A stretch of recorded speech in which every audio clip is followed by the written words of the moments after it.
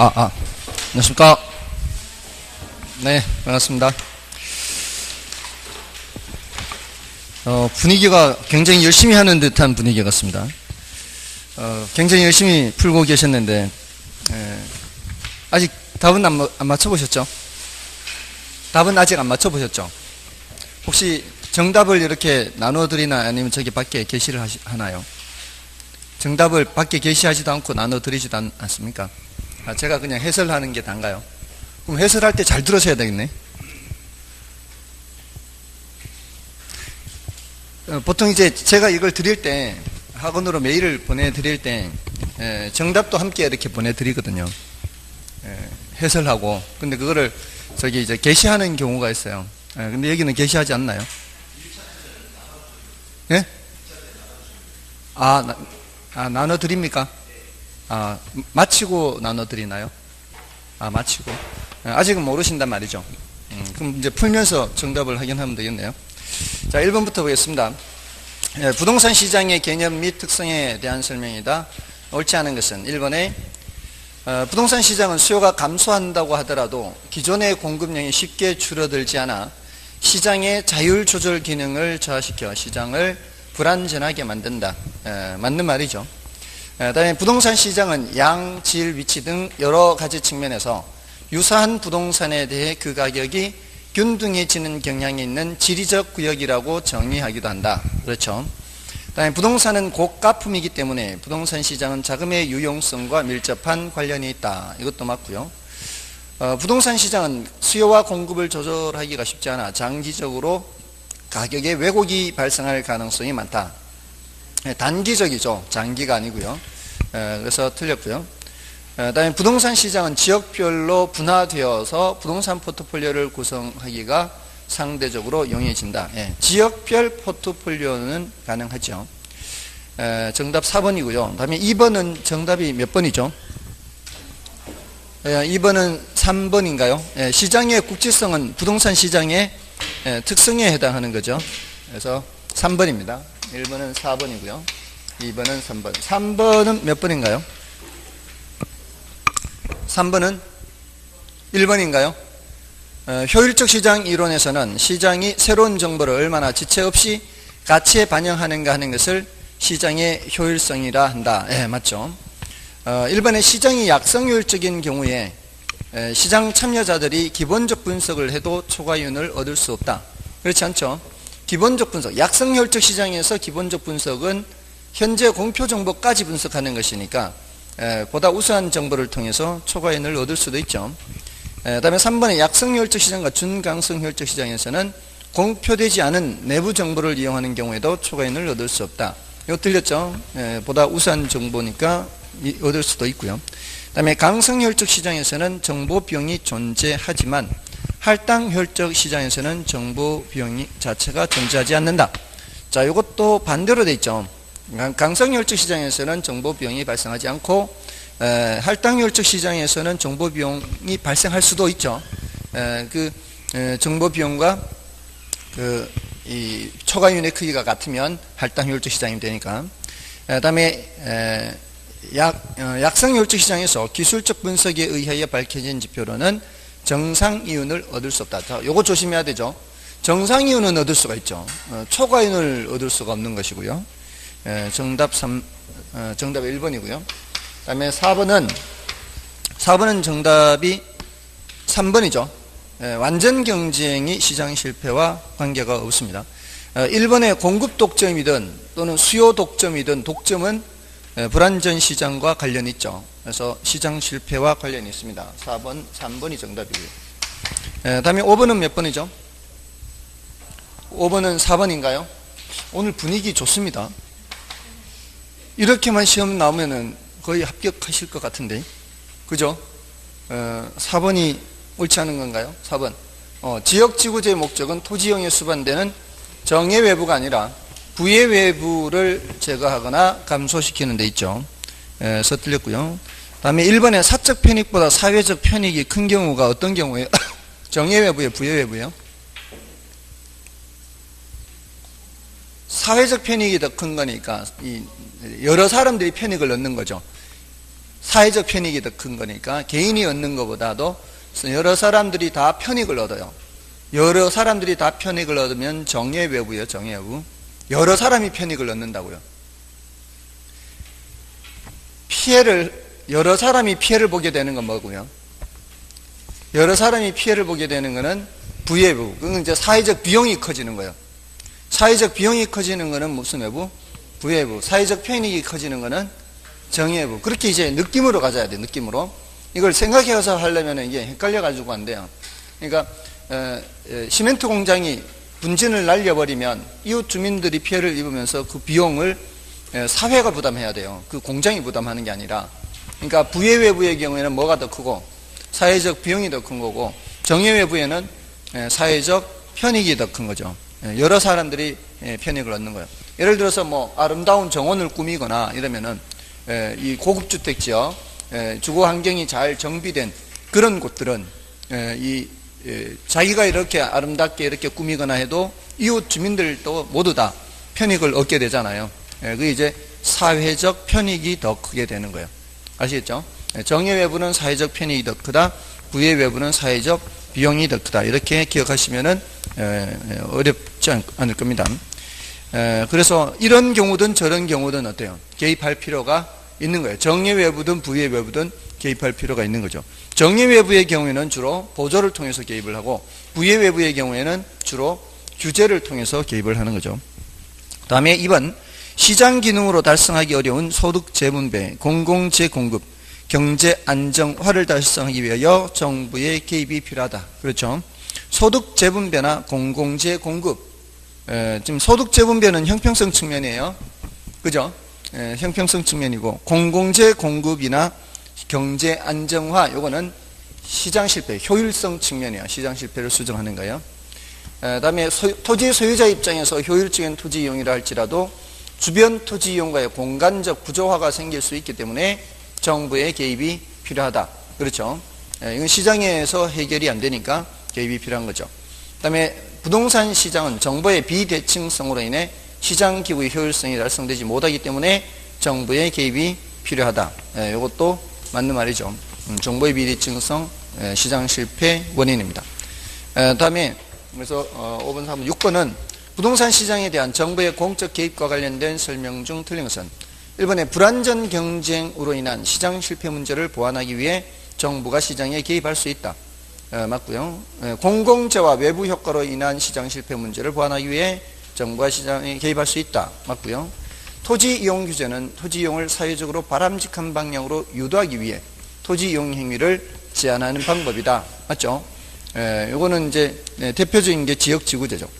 그 다음에 4번은 정부의 시장 개입은 정부가 의도하지 않는 부작용이 나타나는 등 실패할 가능성도 있다. 자, 이거는 뭘 나타내는 거예요?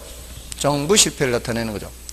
부동산 시장에서 정보가 불안전하더라도 자원 배분의 효율성이 달성된다. 이게 틀렸죠? 불안전 정보 또는 비대칭 정보는 시장 실패 원인입니다. 6번은 5번이 정답. 그 다음에 7번은 공공부문이 직접 공급자나 수요자의 역할을 수행하면서 부동산 시장에 개입하는 방법은 이거는 2번이죠. 2번이 정답이에요. 뭐 이거 뭐 볼 것도 없네요. 다른 거는 다 간접 개입이라고 볼 수 있죠.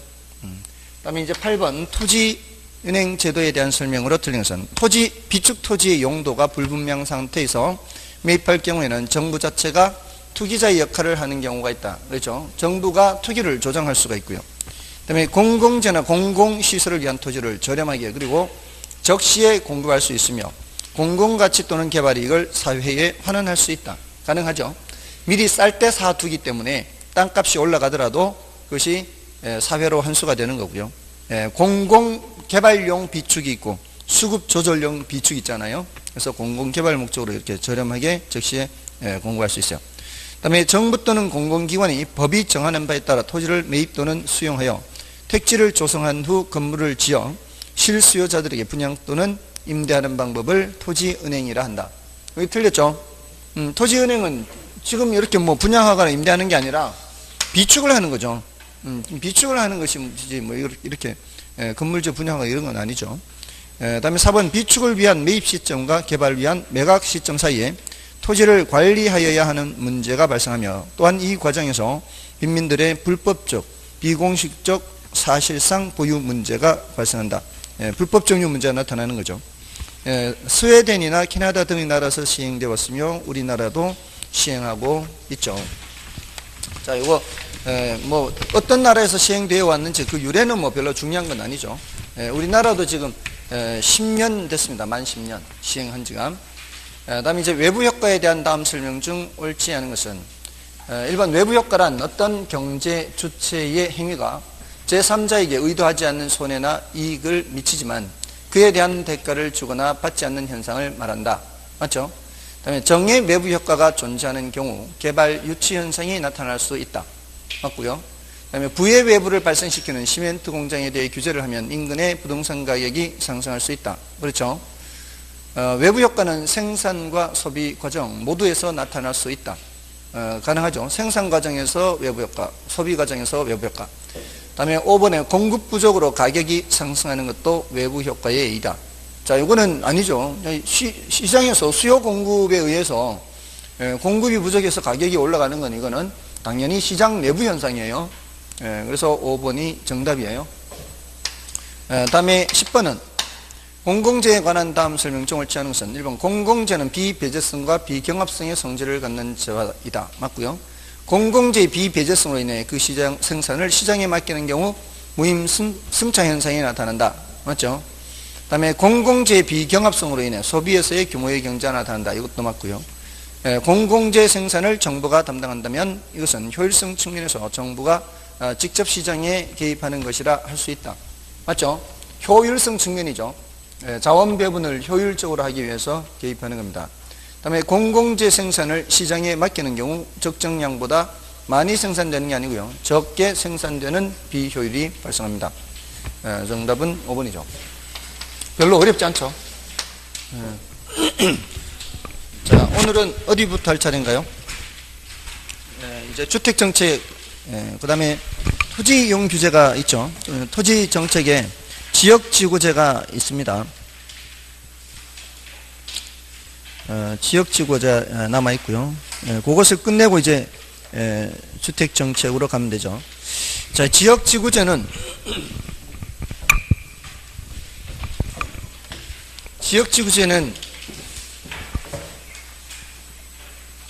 지역지구제 목적이 제일 많이 출제됐어요. 오늘 문제에서도 사실 언급이 됐는데 지역지구제의 목적이라는 게 부의 외부 효과를 제거하기 위한 거죠. 이게 가장 큰 목적입니다. 그 다음에 효과가 있는데 효과는 중요도가 낮아요. 중요도가 낮아서 지난번에 한번 말씀드린 정도면 돼요. 그 다음에 이제 지역지구제를 시행하는 과정에서 나타나는 문제점과 그에 대한 대책, 오히려 이쪽을 더 기억을 하시는 게 낫습니다. 지역지구제의 목적은 부의 외부 효과를 제거하는 거죠. 부의 외부 제거.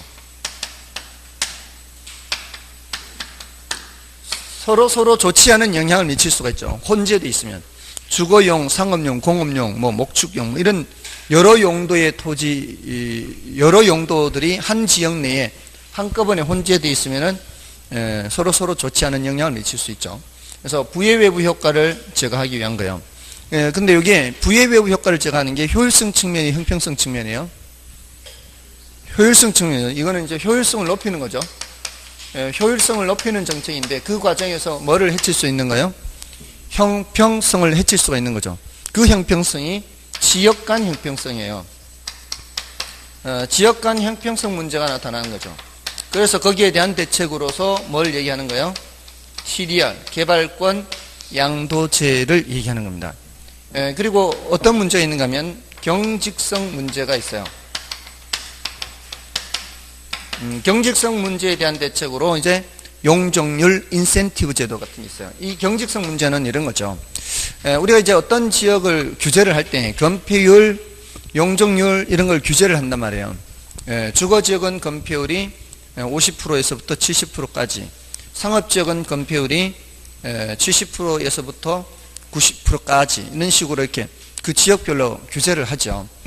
전용 주거지역은 건폐율이 50% 이런 식으로 범위 내에서 또 일반 주거지역은 원칙이 이제 60% 범위 내에서 이렇게 정한단 말이에요. 근데 모든 주거지역, 모든 일반 주거지역, 모든 전용 주거지역이 다 똑같지는 않을 거 아니에요. 그 상황에 따라서 뭔가를 달리 적용할 필요가 있지 않겠습니까? 근데 그런 것들을 획일적으로 지정하게 되면은 무슨 문제가 있어요? 경직성 문제가 있는 거죠. 그러니까 이거를 상황에 따라 신축적으로 적용하는 게 용적률 인센티브 제도라는 게 있잖아요. 용적률 인센티브를 주겠다는 얘기죠.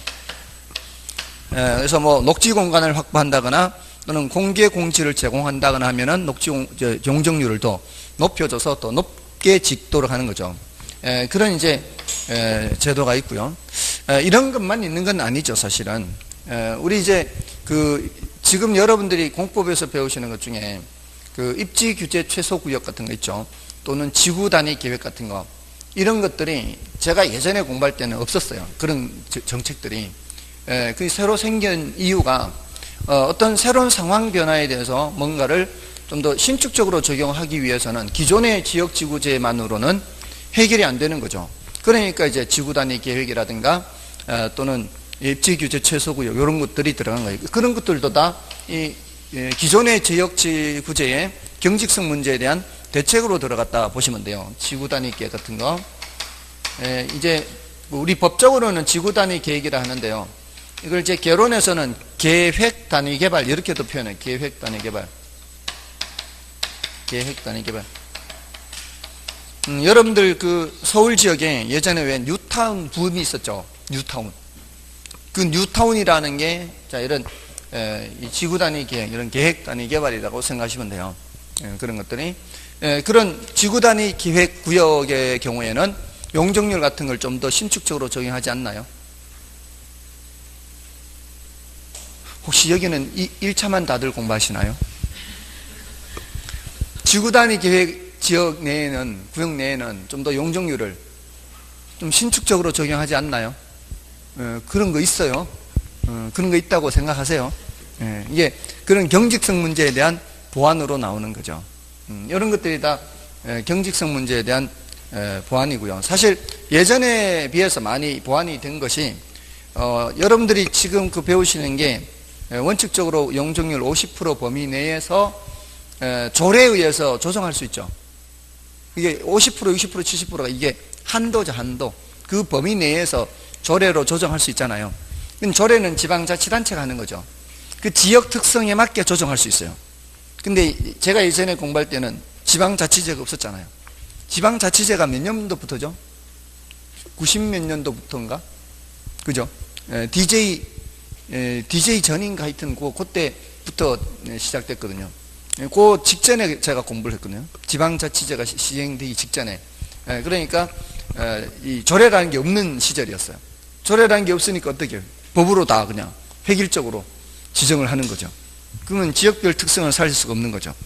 그래서 지금은 조례를 통해서 지역별 특성을 살릴 수 있어요. 이런 경직성 문제에 대한 보완이 되죠. 또 어떤 경직성 문제가 있는가 하면은 이런 경직성 문제 말고요. 계획이라는 게 이제 다 도시 관리 계획으로 이루어지죠. 도시 관리 계획으로 이루어지는데 이런 도시 관리 계획을 타당성 검토를 5년마다 한단 말이에요. 그죠? 5년마다 하는데 사회라는 거는 5년 딱 지나면 바뀌고 5년 딱 지나면 바뀌는 게 아니잖아요. 사회라는 건 끊임없이 변하는데 이미 2, 3년 전에 계획했던 거와 모습이 다른 모습이 되면 제일 좋기로는 즉시 바꾸는 게 제일 좋단 말이에요. 근데 아직 2, 3년밖에 안 됐으니까 타당성 검토를 하려면은 더 있어야 될 거 아니에요. 그러니까 상황은 바뀌는데도 즉각 바꾸지는 못하거든요. 그러니까 상황 변화에 따라 즉각적으로 대응할 수는 없어요. 그러니까 그런 이제 경직성 문제도 있는 거죠. 그죠? 그래서 이런 것에 대한 이제 대책들이 필요한데, 자, 우리 교재에서 보실 때는 뭐 효과는 중요도가 낮으니까 됐고요. 목적을 일단 보시면은, 목적은 제일 중요한 게 1번 목적이죠. 67쪽의 메뉴에 있죠. 어울리지 않는 토지용을 규제함으로써 부의 외부 효과를 제거하거나 감소 또는 방지하기 위한 거고요. 요거는 효율적 이용, 경제적 기능이죠. 경제적 기능을 수행하는 거예요. 자, 근데 3번에 있죠. 토지 자원의 효율적 이용은 현 세대와 후세대 간의 세대 간 형평성은 도모할 수 있어요. 그러니까 지역 간 형평성 문제는 있을 수 있지만, 그죠? 지역 간 형평성 문제는 있을 수 있지만 현 세대가 효율적으로 자원을 이용하면은 다음 세대, 세대 간 형평성은 개선될 수 있어요. 자, 됐고요. 효과는 이제 넘어가시고요. 지난 시간에 한번 말씀드린 정도는 충분합니다. 다음에 이제 지역 지구제 문제점 있죠. 자, 여기서 이제 문제점에 형평성 문제가 있는데요. 괄호 속에 사전적 독점의 문제 이렇게 있는 거 있죠. 그 사전적 독점의 문제는 형평성 문제와 같은 거예요. 그 사전적 독점은 뭘 말하는가 하면은 이미 이전부터 어느 지역에 땅을 갖고 있는 사람이에요. 만약에 어떤 지역은 개발을 허용하고 개발이 되는 지역과 개발을 규제하는 지역이 있으면 이 규제하는 지역은 보상을 해줘야 정상이죠. 근데 보상 규정이 없잖아요. 근데 여기는 개발을 하도록 허용하면은 여기는 땅값이 올라가죠. 그 인접 지역도 물론 올라가죠. 그래서 이쪽 지역은 땅값이 올라가고 이쪽 지역은 규제가 되고 이러면 지역 간 형평성 문제는 있을 수 있다 그랬잖아요. 근데 이 지역이 이미 예전부터 땅을 갖고 있던 사람한테 그런 혜택이 돌아갈 거 아니에요. 땅값 올라간 후에 뒤늦게 들어온 사람들은 그런 혜택을 볼 수가 없는 거죠. 그래서 이걸 사전적 독점의 문제라 그래요. 이미 예전부터 갖고 있던 사람들. 그래서 그런 초과 이윤이 귀속되는 거는 이전부터 갖고 있던 사람한테 귀속된다. 이게 이제 형평성 문제와 같은 거요. 거기서 말하는 형평성 문제는 이제 지역 간 형평성 문제를 말하는 거죠. 그래서 1번, 2번은 이제 형평성 문제라고 보면 돼요. 동그라미 1번, 2번은. 근데 3번, 4번, 5번은 모두 다 경직성 문제예요. 그러니까 계획 수립과 집행 간의 시차에 기인하는 상황 변화에 대처하기가 곤란하다. 요거 하고요. 그다음에 획일적인 지역 지구 지정은 지역 특성이 반영되지 못한다는 거. 그다음에 지나치게 많은 면적의 과잉 지정은 위치별 토지 특성을 살린 효율적임을 제한한다는 거. 요 3번, 4번, 5번은 모두 다 경직성 문제 이렇게 볼 수가 있죠. 다음에 이제 지역 지구제 문제점에 대한 대책으로 형평성에 대한 보완으로 개발권 양도제가 나오는 거죠. 그래서 개발권 양도제는 개발이 제한된 보전 지역 내 토지 소유자들에게 부여된 개발권을 개발이 가능한 다른 지역의 토지 소유자에게 매각이 가능하도록 하여 개발 가능 지역이 보다 더 개발될 수 있도록 하는 제도를 개발권 양도제 하죠. 자, 이거는 장점 아주 취지가 굉장히 좋죠. 이 제도는 개발권과 소유권을 분리하는 겁니다.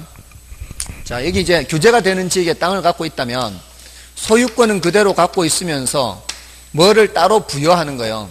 여기 지을 수 있는 권리를 부여하는 거죠. 개발권을 부여하는 거예요. 그래서 소유권은 그대로 있으면서 뭐만 따로 파는 거예요. 개발권만 개발 가능한 지역에 따로 파는 거죠. 그러니까 소유권과 개발권이 분리가 된다 이렇게 표현하는 겁니다. 그리고 개발권 상실로 인한 우발 손실이라고 하죠. 그거는 필연적으로 이 사람들한테 손실을 끼치는 것은 아니고 하다 보니까 그렇게 된다라는 의미예요. 그래서 우발 손실을 시장 기구를 통해서, 여기 이제 또 키포인트죠. 시장 기구를 통해서 다른 곳의 개발권과 결부된 우발 이익으로 보상함으로써 공사익조화예요. 공사익조화. 공익과 사익조화. 그러니까 이 규제를 하는 취지가 뭐예요? 규제를 하는 취지는 이 공익을 위해서 규제를 하는 거죠. 특히 개발 제한 구역 있죠. 개발 제한 구역이라고 하는 것은 세 가지를 말씀을 드렸었어요. 개발 제한 구역은 세 가지. 하나는 도시의 무질서한 확산을 방지하고 스프롤 현상이죠.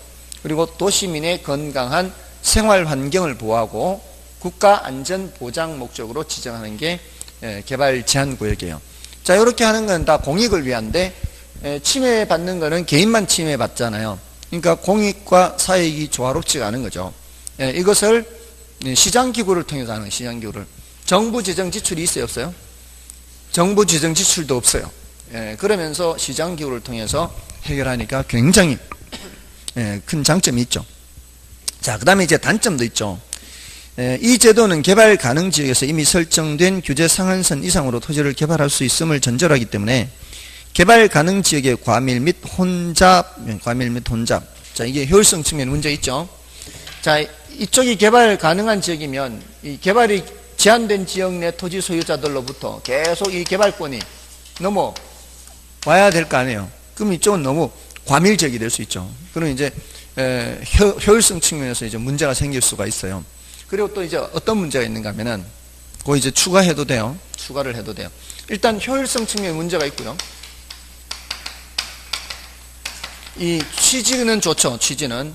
형평성 측면에는 좋아요. 지역 간 형평성 문제를 해결할 수 있으니까. 근데 효율성 측면에서 문제가 있을 수 있고, 또 추가로 하나 하는 게, 이쪽에 땅값이 비싸지 않으면, 사람들이 요 개발권을 사오는 게 아니고, 여기에 땅을 사서 필요한 공간을 만들어요. 지금 개발권을 사오는 이유가 뭐예요?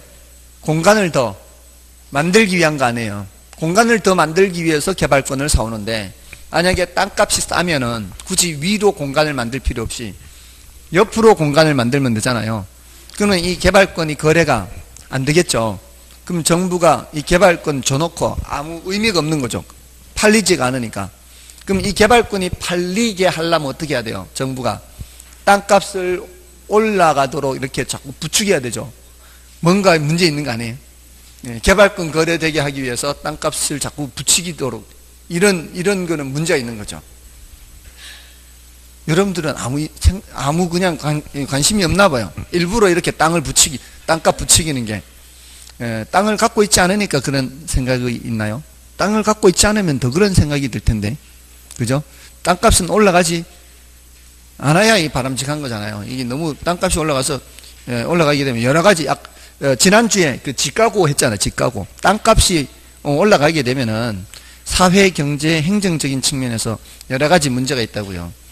사회적인 측면에서 우리 이제 가게 입장에서 땅값이 올라가면 택지비가 올라가고, 그러면은 이 건축의 질이 저하되고, 땅값이 너무 비싸면은 스프롤 현상도 나타나고, 직주 분리 현상도 나타나고, 비싼 도심에서 못 있으니까 외곽으로 나가게 되고, 그리고 경제적인 측면에서는 기업 입장에서는 땅값 올라가면은 생산 원가가 올라가고, 정부 입장에서는 땅값 올라가면은 공공용지 매수해서 이렇게 이 공공시설을 제공하기가 어려워지고, 그렇잖아요. 땅값은 함부로 자꾸 올라가면 안 되는, 안 좋은 거예요, 사실은. 그죠?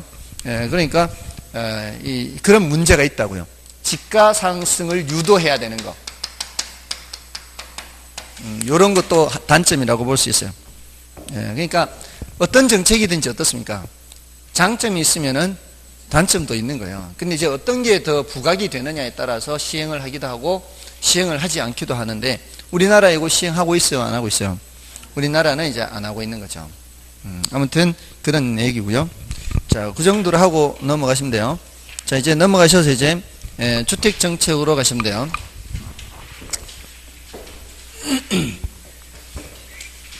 자, 이 주택 정책은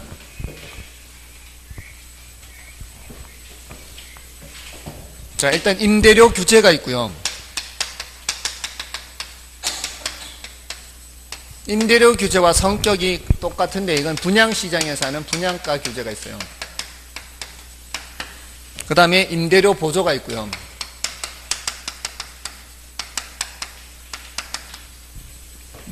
이제 중요한 거죠. 이 중요한 주제들이에요. 임대료 보조를 하면서 여가 현상을 함께 공부해요. 여가 현상. 그 다음에 공공임대주택 공급을 하고요. 이거 이제 처음 말씀드리는 거예요. 이거는 뭐 중요도가 그렇게 높지 않지만 한 번 정도는 이제 말씀을 드리는 거고요. 그 다음에 부동산 조세가 있어요. 조세. 자, 요걸 해야 돼요. 요거 이제 정책에서 몇 개 없죠? 몇 개 없어요. 얘네들을 다 이제 무슨 분석을 해야 되는가 하면 이제 수요 공급 얘기를 해야 돼요. 정부가 시장에 개입하는 거 공부하고 있어요, 지금. 조금 전에 지역지구제도 정부가 시장에 개입하는 것 중에 이제 토지이용 규제로 들어갔는데, 어떤 형태로든 정부가 시장에 개입하게 되면은 수요 공급에 영향을 미쳐요.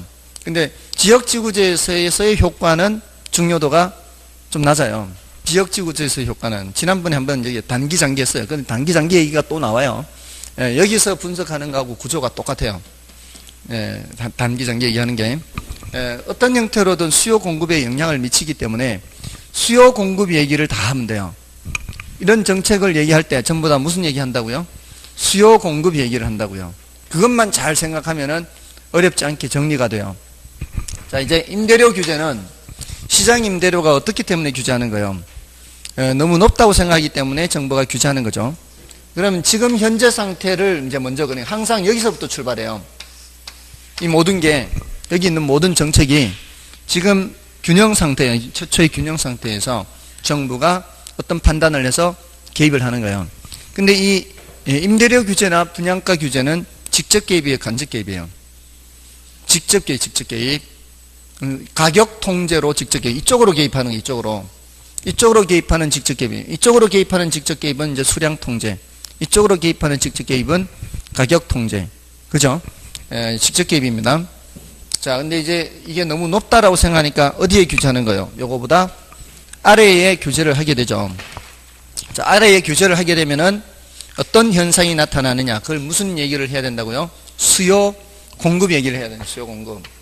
이렇게 아래에 규제를 하게 되면은 수요자 입장에서는 이 말이에요. 임차인 입장에서는 이제 싼 임대료로 집을 얻을 수 있다는 생각에 수요를 어떻게 해요? 수요자들은 수요를 증가시키죠. 그죠? 더 넓은 평수를 찾아간단 말이에요. 그러면 공급자들 입장에서는 갖고 있는 임대인 입장에서는 더 원래 임대료만큼은 받아야 정상적인 이윤을 얻을 수 있는데 이제 이윤을 못 얻게 되는 그런 상황이 되죠. 그러면은 공급을 줄여요. 지금 당장 줄일 수는 없지만 이제 이렇게 생각하시면 돼요. 지금 당장은 아니더라도 주택이라는 게 서서히 낡아지기 시작할 거 아니에요. 그럼 이제 내일 헐고 새로 지으려고 마음먹은 사람들도 분명히 있을 거 아니에요. 그 중에는. 근데 그런 사람 중에는 어떤 의사결정을 내려요? 헐고 임대주택 지으려고 하던 의사결정을 다른 걸로 바꾼단 말이에요. 그리고 기존의 임대주택을 갖고 있다 할지라도 지금 당장 헐지는 않을지라도 다른 용도로 바꿀 수도 있거든요. 단독주택 지역 같은 경우에 요즘 보면은 헐고 이렇게 헐고 하는 게 아니라 인테리어 바꿔가지고 뭐 호프집 하기도 하고 뭐 카페 뭐 오픈하기도 하고 이렇게 한단 말이에요. 그러면 서서히 어떻게 해요? 공급이 줄어들게 된단 말이에요. 당장은 아니더라도 시간이 흘러가면 흘러갈수록 어떻게 해요? 공급 물량이 점점 많이 줄어요. 그거를 이렇게 생각하시면 돼요. 시간이 흘러갈수록 공급 물량은 이렇게 줄어든다. 시간이 흘러갈수록 수요량은 늘어난다. 이렇게 보시면 돼요. 그럼 시장에서는 어떤 현상이 나타나요? 초과 수요가 나타나요. 초과 수요. 이게 뭐예요? 집을 구하기가 어떻게 된다는 얘기예요? 집을 구하기가 어렵다는 얘기예요. 내놓는 집은 별로 없는데 찾는 사람들이 많아지니까 집을 구하기가 어려워요. 그러면 이 수요자들은 집을 구하기 어려우면은 이동이 저하돼요. 이동이 저하. 집을 못 가니까 이동이 저하돼요. 그럼 이사를 하기 힘든다는 얘기예요. 집을 못 가면. 그러면 먼 곳에서라도 다닐 수밖에 없어요. 교통비가 증가하게 되고 혼잡비가 증가해요. 이렇게 자연스럽게 연결이 돼요. 이동이 저하되는 이유가 뭐라고요? 집을 구할 수가 없으니까. 그래서 무슨 직장을 옮기거나 회사가 이사를 간다 할지라도 집을 구하기가 어려우면은 이사를 못 가는 거죠. 그래서 교통비가 증가하고 혼잡 비용이 증가하는 거예요.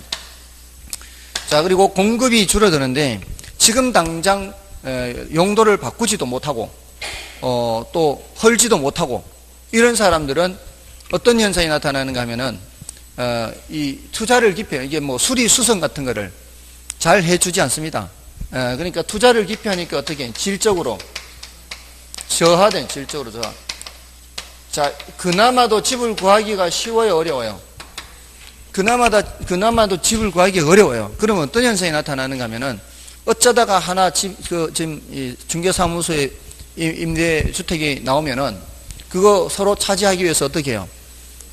또 웃돈을 얹어주고서라도 계약하려는 사람들이 분명히 나타나게 돼 있습니다. 나 돈 더 드릴 테니까 나한테 좀 세를 좀 놔주세요. 이런 식으로 이게 가격을 강제로 규제하는 경우에 그런 현상이 나타나요. 요거는 최고 가격을 규제하는 거예요? 최저 가격을 규제하는 거예요? 최고 가격을 규제하는 거예요. 가장 높게 받아도 요거보다 못 높게 하려고 하는 거 아니에요. 시장 임대료가 50인데 가장 높게 받아봤자 얼마? 40 이런 식으로. 무슨 뜻인지 아시겠죠? 자, 자, 요거 표현을 잘 기억해야 돼요. 최고 가격을 어디에다가 규제해요? 시장 가격보다 낮게 규제를 하는 거예요. 낮게. 근데 우리 왜 최저임금 제도 하죠? 최저임금 제도는 균형 가격보다 어디에 규제할까요? 균형 가격보다 위에 규제, 위에. 최저임금이 지금 6천 얼마가 너무 낮다라고 생각하니까 오히려 이때는 정부가 높게 하는 거예요. 높게. 이렇게 해도 문제가 돼요. 높게 하니까 어떤 현상이 나타나요? 알바생들이 나 싸게 해도 되니까 나 좀 써주세요. 싸게 받아도 좋으니까 나부터 써주세요. 이런 학생들도 나타난다고요. 이렇게 시장에 강제로 규제하는 경우에 나타나는 부작용 중에 하나예요.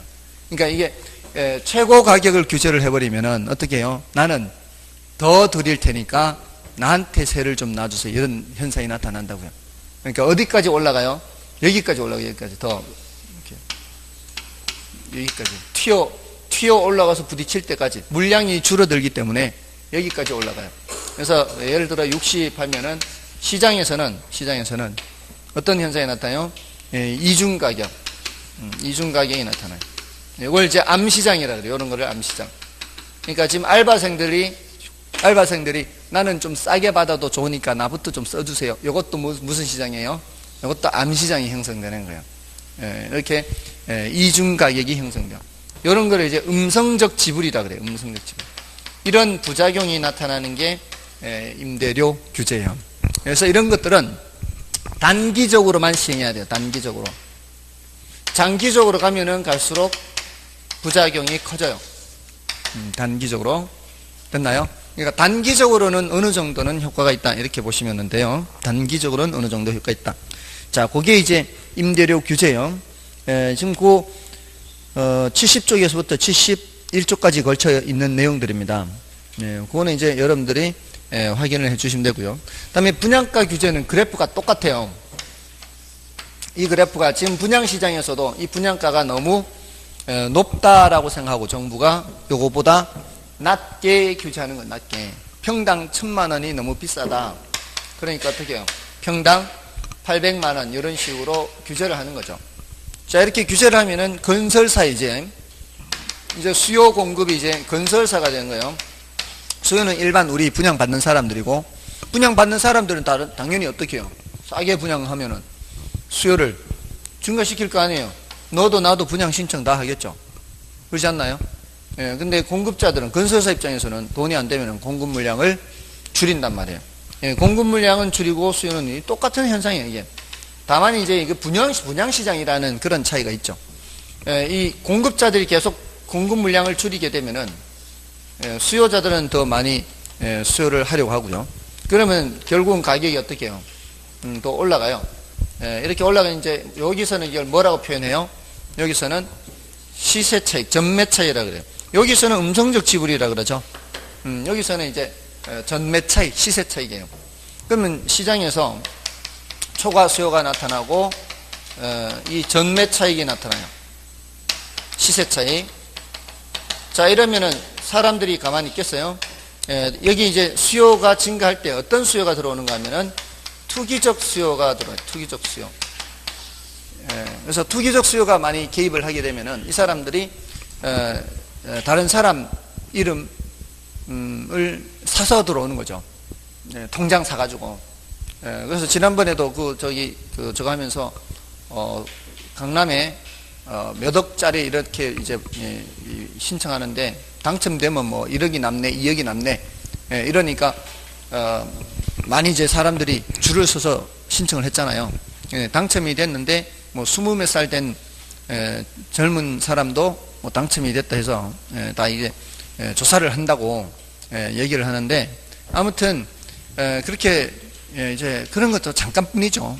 잠깐 뭐 이렇게 매스컴 타면 그때 잠깐 뭐 조사를 하고 하는데, 사실상은 이게 그렇게 크게 조사가 안 되는 거죠. 완벽하게 적발이 되는 게 아니니까 남의 통장 사가지고 그렇게 들어오는 사람이 많아요.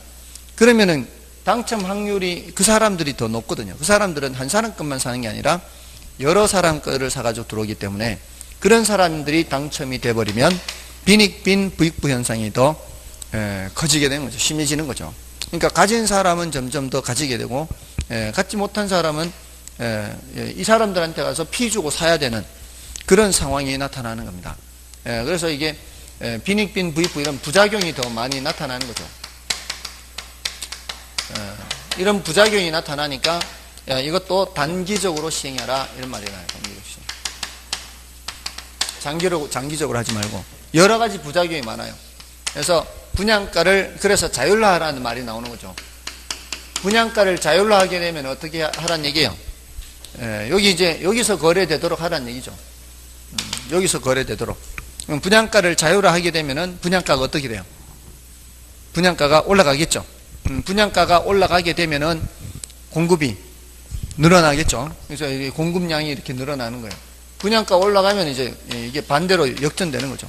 그러면서 수요하려는 사람은 줄어들겠죠. 투기적 수요가 줄어드는 거예요. 가격이 올라가니까 이제 시세 차익을 못 얻게 되는 거죠. 점점 전매 차익을 점점 못 얻게 되니까 투기적 수요는 줄어들고 공급량은 늘어나서 여기서 이제 균형에 달성되는 거죠. 자, 이렇게 되면은 투기적 수요는 줄어들지만 분양을 받으려는 사람 입장에서는 이제 싼 값에는 분양을 못 받죠. 그러니까 싼 값에는 분양을 못 받기 때문에 소득 수준이 안 되는 사람들은 집을 구하기가 이제 어렵죠. 근데 어차피 분양가를 규제해도 집 구하기가 어려웠었잖아요. 당첨 확률이 낮으니까. 그러니까 이래도 힘들고 저래도 힘든 거예요. 어차피 소득 수준이 낮은 사람들은. 그러니까 이 분양가를 자율화하는 거는 이제 시장을 위해서는 일단 그렇게 하되 소득 수준이 낮은 사람들을 위해서는 이런 이제 대책들이 필요한 거죠. 임대료 보조라든가 공공임대주택 공급 이런 것들이 이제 추가적으로 필요한 거죠. 자, 아무튼 이제 분양가 규제에서 조금 더 살펴보면은 이 임대료 규제나 분양가 규제 모두 다 시장 가격보다 낮게 규제해야 효과가 나타나고 시장 가격 이상으로 규제를 하면은 아무 효과가 없다는 거죠. 자, 요거 계산 문제 할 때도 했죠. 요 계산 문제 할 때 요거 임대료 규제 계산은 어떻게 한다? 임대료 규제 계산은 요거는 어떻게 해요? 요령이 규제 가격을 대입하는 거죠. 규제 가격을 대입해서 수요량이 공급량보다 더 많으면 뭐고요? 이때는 초과 수요 얼마 이렇게 대답하고 수요량보다 공급량이 더 많으면은 그때는 아무 효과 없다 이렇게 둘로 하라 그랬죠. 그래서 그 매뉴얼을 기억하고 있는 게 중요하죠. 문제를 이렇게 자꾸 풀어서 숙달하는 것도 중요하지만 계산 문제는 어떤 계산 문제가 나왔을 때 이거 어떻게 푼다 그 매뉴얼 순서가 기억이 나면 풀 수가 있어요. 그럼 굉장히 빨리 풀 수가 있는 거죠. 그러니까 계산 문제를 그런 식으로 정리를 하시면 되는 거예요. 자, 아무튼 그렇고요. 자, 분양가 규제에서 좀 그 기타 사항들 좀 보겠습니다. 이제 수요 공급 줄고 늘고 뭐 이런 것들은 되는데 기타 사항을 보시면은 그 기타에 조금 어려운 내용이 있어서 그래요. 72쪽에 동그라미 4번을 보시면 전매 차익으로 인해 분양 시장이 투기 시장이 되며 투기적 수요는 빈익빈 부익부 현상을 심화시키고요. 그다음에 투기를 감소시키기 위한 채권 입찰제 시행은 전매 차익의 일부를 환수할 수 있다. 자, 이게 뭔 소린가 하면은 채권 입찰제라는 게 그 채권을 많이 써낸 사람한테 우선권을 주는 거예요. 채권을 많이 써내면은 당첨은 될 수 있지만 추가적인 비용이 발생하죠. 그 추가적인 비용 발생하는 것은 다시 국가로 환수가 된다 이런 뜻이죠. 그다음에 그 당첨되는 일부 저소득층의 과소비를 유발하며 이 소리가 뭔 소린가 하면은 이 분양가 800으로 당첨이 되는 경우를 생각해 보세요. 저소득층이 예를 들어 내가 돈을 2억 4천 갖고 있는 사람이에요. 2억 4천을 마련할 수 있는 사람인데 이 사람이 분양가를 규제하지 않는 시장에서는 몇 평짜리 집에 살 수 있는 사람이에요. 분양가를 규제하지 않으면은 이 돈 가지고 살 수 있는 집은 24평짜리 살 수 있잖아요. 근데 분양가를 규제하면 이 사람이 몇 평 신청하겠어요? 24평 신청하는 게 아니고 30평짜리 신청하겠죠. 당연히. 그러지 않겠어요? 조금 더 차익을 얻으려면은, 그러면은 이 사람 소득 수준으로는 24평짜리 집에 살 것이 적당한 사람인데 분양가를 규제하게 되면서 30평짜리 집에 살게 됐잖아요. 그거는 일종의 뭐라고 보는 거예요? 과소비라고 보는 거죠. 3억은 돼야 살 수 있는 그런 집에 살게 되니까 과소비가 되는 거예요. 자, 그런 의미예요. 그리고 당첨되지 않은 많은 무주택자들은 비싼 가격으로 주택을 구입해야 되죠. 프리미엄을 주고 피를 주고 사야 되는 거죠. 당첨이 되지 않은 사람. 그래서 이제 분양가를 자유화하라 이런 얘기가 나오는 거죠. 자, 분양가를 자유화하면은 뭐 여러 가지 측면에서 개선되는 측면은 있지만 어차피 가격이 올라가기 때문에 저소득층 입장에서는 집을 구하기가 힘드는 그런 단점은 있습니다. 그래서 이런 임대료 보조, 주택 보조 같은 것이 나오는 거죠. 자, 요거는 이제 좀 쉬고 하겠습니다. 요 뒤에 있는 내용들은